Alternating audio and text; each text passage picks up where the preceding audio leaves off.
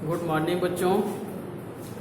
कल तक हम लोगों ने पिछले टर्म तक सवये जो रसखान जी द्वारा रचित हैं इसमें से कुछ जो पद्य खंड हैं उनकी व्याख्या हम लोगों ने कर ली थी।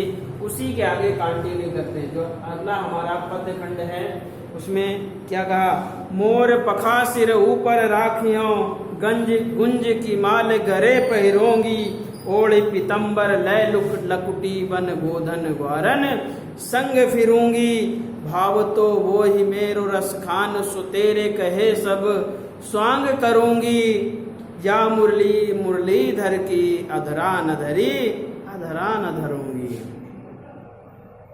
हाँ, ऊपर हमने बताया था आप लोगों को कि जो गोपिकाएं हैं वो किसको, मुरली को अपनी सौतन मान लेती हैं। अब इस पाद्य खंड में भी कुछ वही चीजें दी गई हैं। क्या कहा, एक सखी एक गोपी जो है अपनी अन्य सखियों से कहती है, क्या कहती है, मोर पखा सिर ऊपर राखियों।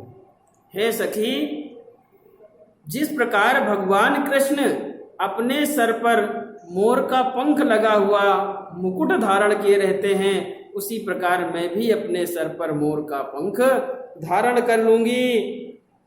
गुंज की माल गले पहनूंगी, जिस प्रकार वो गुंजा की माला अपने गले में धारण किए रहते हैं उसी प्रकार मैं भी गुंजा की माला अपने गले में धारण कर लूंगी। ओढ़ी पीताम्बर लय लकुटी, जिस प्रकार वो पीताम्बर ओढ़कर, लकुटी माने लाठी, लाठी लेकर के ग्वाल बालों के संग गाय चराते उसी प्रकार मैं भी पीताम्बर ओढ़कर लाठी लेकर ग्वाल बालों के संग क्या करूंगी, गाय चर वन में जंगल में गाय चराऊंगी जाकर के। भाव तो वो ही मेरो रस खान सुतेरे कहे सब स्वांग करूंगी। और क्या कहते हैं, भाव तो वही मेरो रस खान, जो जो चीजें भगवान कृष्ण को पसंद हैं, हे सखी मैं तुम्हारे कहने पर वह सारे स्वांग धारण करूंगी। स्वांग का तात्पर्य जानते हैं, स्त्री होकर पुरुष का वेश धारण करना और पुरुष होकर स्त्री का वेश धारण करना, ये स्वांग कहलाता है। तो यहाँ पर क्या कहा कि हे सखी, जो चीजें भगवान कृष्ण को पसंद हैं, जो उन्हें पसंद हैं, तुम्हारे कहने पर मैं वह सारा स्वांग धारण कर लूंगी, हर एक कार्य कर लूंगी। किया ना कि मैं पंख भी, सर पर पंख भी धारण कर लूंगी, गले में माला भी पहन लूंगी, पीताम्बर ओढ़ करके, पीताम्बर पीला वस्त्र जो भगवान कृष्ण ओढ़ते थे, वही कहती हैं कि मैं पीताम्बर ओढ़ करके ग्वाल बालों के साथ वन में गाय चराने भी चली जाऊंगी। और क्या कहा कि जो जो तू चीजें उन्हें पसंद हैं, तुम्हारे कहने पर हे सखी मैं सब धारण कर लूंगी, लेकिन या मुरली मुरलीधर की अधरा न धरूं अधरा न धरूंगी। क्या कहा कि ये जो मुरलीधर अर्थात भगवान कृष्ण की जो मुरली है जिसे वह अपने होठों से लगाए रखते हैं, हे सखी मैं इस सौतन मुरली को अपने होठों पर धारण नहीं करूंगी। क्या कहा, अंत में कहती है कि हे सखी, जो चीजें सब भगवान कृष्ण को पसंद है मैं सब धारण कर लूंगी, आपके कहने के अनुसार जो जो आप कहेंगे मैं सब कर लूंगी, लेकिन ये जो मुरली है ना, ये भगवान कृष्ण की मुरली है जिसे वो अपने होठों से लगाए रखते हैं, इस मुरली, इस सौतन मुरली को मैं अपने होठों पर धारण नहीं करूंगी। तो ये रहा इस काव्य खंड की व्याख्या। अब इसी पाठ में इनके साथ सवैये के साथ कवित्त भी एक लगा हुआ है, उस कवित्त को भी हम पढ़ लेते हैं। जब हम संदर्भ लिखेंगे तो लिखेंगे प्रस्तुत पद्य खंड हमारी पाठ्य पुस्तक हिंदी के कवित्त नामक पाठ से लिया गया है, जिसके रचयिता हैं कौन, रसखान जी। ठीक है,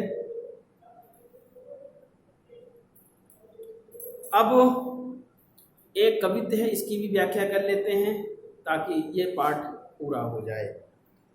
क्या है कवित्त, गोरज विराजे भाल लल कही बनमाल, आगे गैया पीछे ग्वाल गावे मृदु बानरी, तैसी धुन बांसुरी की मधुर मधुर जैसी बंक चितवन, मंद मंद मुस्कान री, कदम बिटप के निकट तटनी के तट, अटाचड़ चाहे पीट पट फहरानिरी, रस बरसावे तन तपन बुझावे, नैन प्राण निरिझावे, वह आवे रस खानिरी। बड़ा ही सुंदर कविता लिखा गया है। तो यहाँ पर गर्मी बहुत है। गोरज विराजे भाल। अब इस कवित्व में उस समय का वर्णन किया गया है जब भगवान कृष्ण ग्वाल बालों के साथ गायों को चराकर जंगल से वापस घर आ रहे हैं, अर्थात गोधूली का समय है, संध्या का समय है। तो गोरज विराजे भाल, गो माने गाय, रज माने धूल। जब बहुत से जानवर झुंड में चलते हैं तो उनके पैरों से क्या होती है, धूल उड़ती है। जब कच्ची जमीन होती है वहां जब चलते हैं तो धूल उड़ने लगती है। रसखान जी कहते हैं कि वह जो गायों के पैरों से उड़ी हुई धूल है, वह धूल उड़ करके कहाँ पर सुशोभित हो रही है, विराजे भाल। कहाँ पर विराज रही है, भाल माने माथा, भगवान कृष्ण के माथे पर बैठ रही है, पड़ रही है। लल कही बनमाल, और लाल रंग की जो एक फूलों की माला है वो कहाँ धारण किए हुए हैं, वो गले में धारण किए हुए। कहते हैं, एक सखी कहती है, सखी देखो भगवान कृष्ण क्या करके गाय चरा करके आ रहे हैं, वापस घर को आ रहे हैं, तो गायों के पैरों से उड़ी हुई धूल उनके माथे पर सुशोभित हो रही है, तथा वे अपने गले में लाल रंग की माला को धारण किए हुए हैं। आगे गैया पाछे ग्वाल, गावे मृदु बानरी। आगे आगे गैया हैं, उनके बीच में भगवान कृष्ण है, और उनके पीछे कौन है, ग्वाल वाले हैं। और सभी लोग मृदु बानरी गावे, गाना गा रहे हैं, वो भी कैसी धुन में, मधुर मधुर धुन में क्या गा रहे हैं, गाना गा रहे हैं। तैसी धुन बांसुरी की मधुर मधुर, जैसी बंक चितवन मंद मंद मुस्कान दी। और क्या कहा कि उनकी बांसुरी से भी मधुर मधुर आवाज निकल रही है, ठीक उसी प्रकार से जिस प्रकार उनकी सुंदर अच्छी तिरछी चितवन है तथा उनकी मंद मंद मुस्कान है। यानी सब चीजें बता डाली कि उनके मुख से सुंदर मुस्कान है, तिरछी उनकी चितवन है सुंदर सी, उनके मुरली से मधुर मधुर ध्वनि निकल रही है। और क्या कहा, कदम बिटप के निकट तटनी के तट, अटा चढ़ी चाह पीट पट फहरानिरी। एक सखी कहती है कि हे सखी, एक गोपी कहती है कि हे सखी, कहाँ पर, कदम बिटप, बिटप माने पेड़, कदम माने कदम के पेड़, एक पेड़ होता है कदम नाम का। तो कहा उस कदम के पेड़, तटनी के तट, तटनी माने किनारे, यानी यमुना नदी के किनारे कदम के पेड़ के नीचे कौन, भगवान कृष्ण अपना पीताम्बर फहरा रहे हैं। हे सखी, इस दृश्य को कहाँ चढ़कर देखा जाए, अटा माने अटारी, अटारी चढ़ करके, यानी छत आज की भाषा में जिसे हम कहते हैं। तो इस अटारी पर चढ़, गोपी कहती हे सखी, अटारी पर चढ़ करके इस दृश्य को देखा जाए। कौन से दृश्य को, कि भगवान कृष्ण यमुना नदी के किनारे कदम के पेड़ के नीचे अपना पीताम्बर फहरा रहे हैं। इस दृश्य को अटारी पर चढ़ करके देखा जाए। रस बरसावे तन तपन बुझावे, नैन प्राणन रिझावे, वह आवे रस खानिरी। और क्या कहा अंत में, रस बरसावे, जिन्हें देख करके रस बरसने लगता है, आनंद मिलने लगता है। तन तपन बुझावे, हमारे शरीर की जो थकान है, वह कष्ट है, वो सब दूर हो जाते हैं। नैन प्राणन रिझावे, नैनों को और प्राणों को जो अच्छे लगते हैं, जो जिन्हें देखकर प्रसन्नता मिल जाती है। हे सखी, वह बाला कृष्ण, वह गोपाल नंदन गायों को चरा करके जंगल से वापस आ रहे हैं। तो बेटा, बच्चों, ये रही आपके कवित्व की व्याख्या। एक बार हम फिर पढ़ देते हैं, ध्यान से सुन लीजिएगा।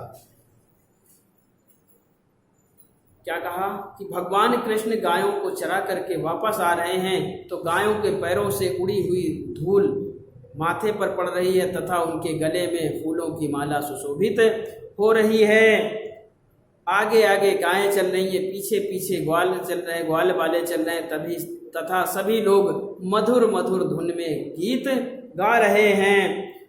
और आगे क्या कहा, तैसी धुन बांसुरी की मधुर मधुर, उनके बांसुरी से भी मधुर मधुर, ठीक वैसी ही मधुर मधुर आवाज निकल रही है जिस प्रकार से उनकी सुंदर तिरछी चितवन और मंद मंद मुस्कान है।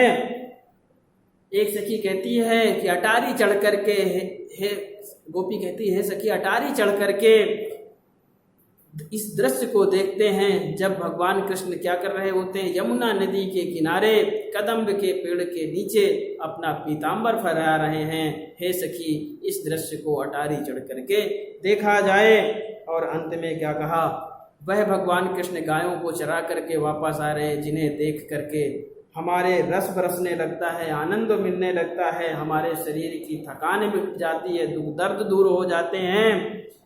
नयन प्राणन नयन और जो प्राण हमारी आंखें हैं, जो प्राण हैं, जिन्हें देख करके प्रसन्न हो जाती हैं। हे सखी वह गोपाल नंदन गायों को चरा करके वापस आ रहे हैं। तो ये रही आपकी व्याख्या। काव्यात्मक सुंदर में वही सब कुछ रहेगा, सिर्फ छंद की जगह हम सवैया न लिख करके कवित्व लिख देंगे, शेष सारा वैसा ही रहेगा। तो आज की कक्षा यही संपन्न होती है। धन्यवाद।